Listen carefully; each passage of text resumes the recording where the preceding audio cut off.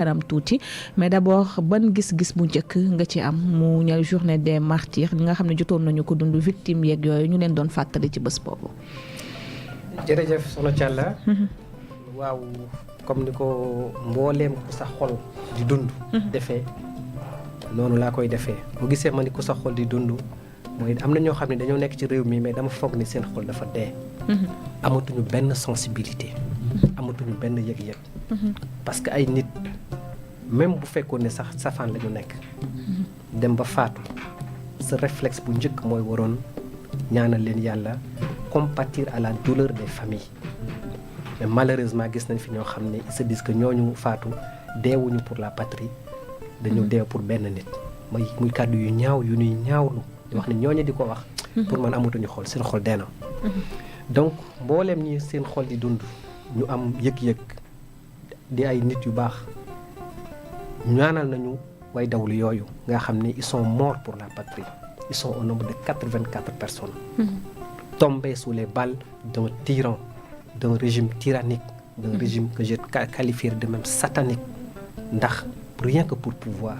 rien que pour bëgg fi sax tax ñu faat leen ci anam yu ñaaw. te ba léegi nii kenn yéegu ci yàbbi pour wàllu justice. loolu également ñu ngi koy demander keroog ci bis bi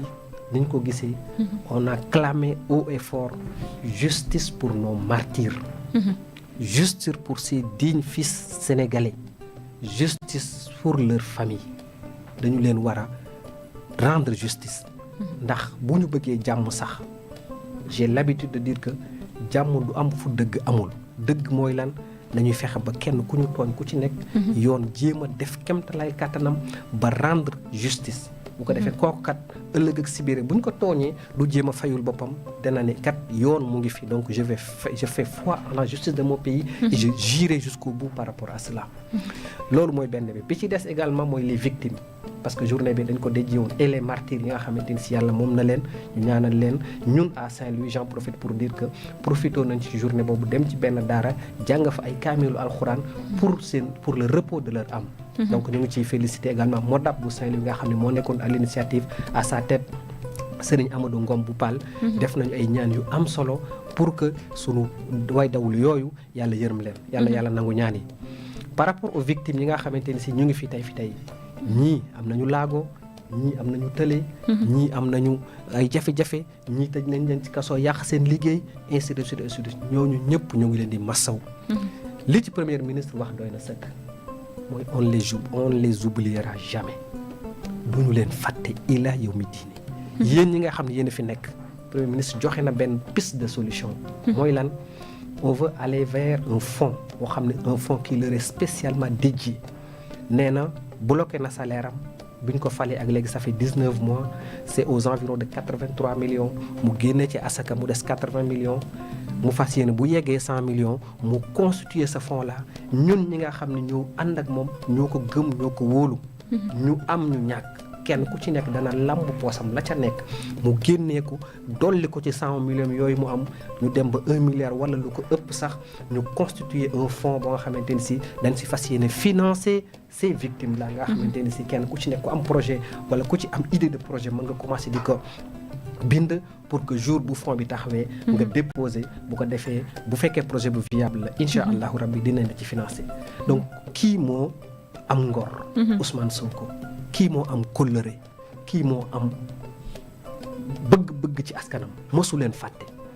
ku ñu fal nga doon premier ministre sa salaire laaloo ci 1 franc loolu mu ñu ko wax en juillet 2024 bi mu ñëw Saint-Louis accordé ñu audience. moo tax bu ma gisee nit ñi di tëb di dal naan kii nguuroo ko tax a jóg wala dafa bëgg nguur. xamuñu kan mooy Ousmane Sonko. donc kooku mooy ki jiite actuellement ni parti Pastef. alors ci journée des martyrs bi liñ ciy rafet lu bëri na ndax macha allah ñoom ñëpp daje nañu surtout les victimes et leurs familles. ñëw nañu rafetlu. taxaw ni ko Pastef organisé ñu organiser def une organisation bu mucc ayib. te loolu incha allahu rabbi dañu koy continuer je pense que sax cette journée là on doit la commémorer annuellement. jagleel leen ko nga xamante ni si day tax ba ñu xam ni kat Pastef ñi nga xamante si ñoo ànd ak ñoom xeex ñëpp fàttewuñ ci kenn. derrière nag li ñuy ñaante di ko sàkku et je pense que ñu bëri wax nañu ko mooy avec le ministère de la famille et des solidarités. ñu fexe ba def liggéey bi war. ba tax ñooñu ñu bañ leen a fàtte ci bourse de sécurité familiale yi nga xamante ni ñu ngi koy joxe ci mbooleem allocation boo xam ne ñu ngi koy jox ñi nga xamante ni ñoo ko yeyoo ñu bañ leen ci fàtte parce que am na ci victimes yooyu ñoo xam ne làggi nañ am na ñoo xam ne ñàkk nañ seen liggéey am na ñoo xam ne man xam naa ci sama soxna magam bu mbokkal ndey ak baay tëdd na ci 9 mois de prison kaso boo xamante ni si Omar Dieye la maa ngi koy nuyu au passage deful dindiwul biir këram seen biir douche lañ ko fekk jàpp ko ba liggéeyam yàqu ci ku mu bokkaloon benn jotaay ñu jàpp ko ci taxi bi mu doon dawal ci buntu kër ga kër Mbay Fall la ko gaare woon ñu jàpp ko yóbbu taxi ba fa la nekk ba moteur ba yàqu kooku yàqal nañ ko liggéeyam yàqal nañ ko investissement am kon kooku derrière bu état ne woon par exemple temps ci gas dégagé na 5 milliards pour pouvoir indemniser ces victimes là pour man nit koo xamante si am nga xol comme ni ma ko waxee léegi waroo ci gis dara lu ñaaw ndax dafa am ñoo xam dañ leen lor et nit boo ko loree aussi li nga warloo ak moom surtout état li mu warloo ak moom mooy une indemnisation ba bu ko defee kooku xëy na sax mën na bañ yegg niveau ba mu nekkoon waaye mu commencé gis boppam yëg ni kat tooñoon nañ ma waaye début de réparation début de justice am na te loolu mooy benn partie bi beneen partie bi ci des mooy yoon def liggéeyam ba ñi nga xamante ni si ñoo tooñ ñoo def li mel ni muy nguuru Macky Sall ak seen nañ doon àndal ñu leen doon gis fi ñenn ñi yore fetal nga xamante ni si ay civil la ñoon comme yow ak man yore ay mitrailleuses yore ay AK-47 di dóor ci kaw population ñuy faatu ñooñu dañu war def ci ñoom enquête dañu war def ci ñoom ay investigation ba xam leen parce que fii sunu justice man wóolu naa ko sunu ay enquêteur wóolu naa leen buñ ci jublee def ci fulla ak fayda pour ñu retrouver leen day mel na ndox mu ne naan ndax fii réew mi kenn dëbbu fi kenn et les images elles sont là et elles parlent donc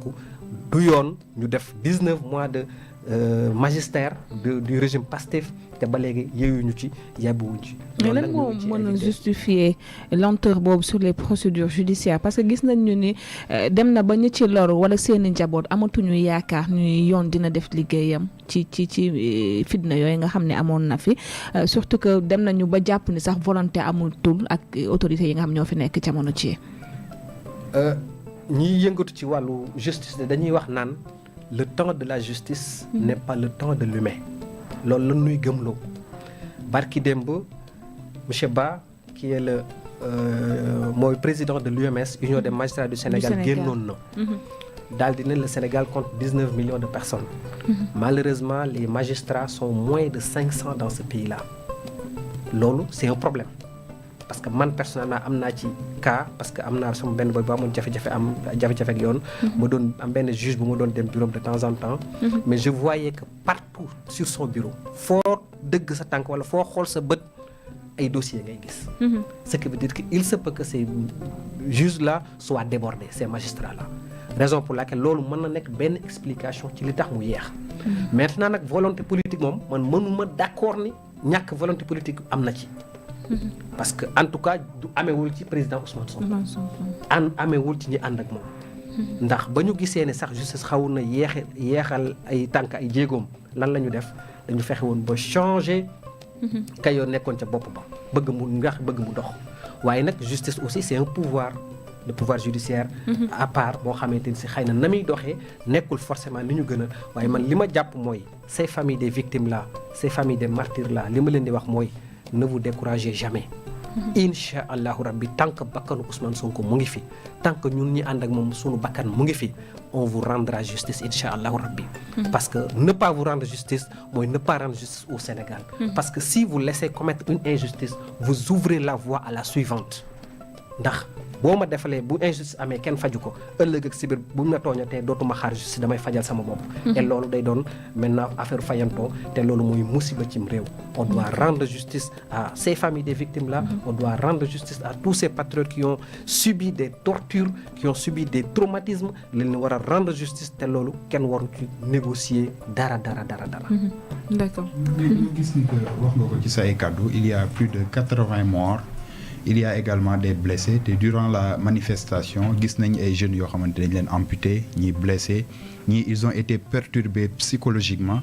et durant la rencontre on voit le président de Pastef qui est une victime parmi les victimes toog te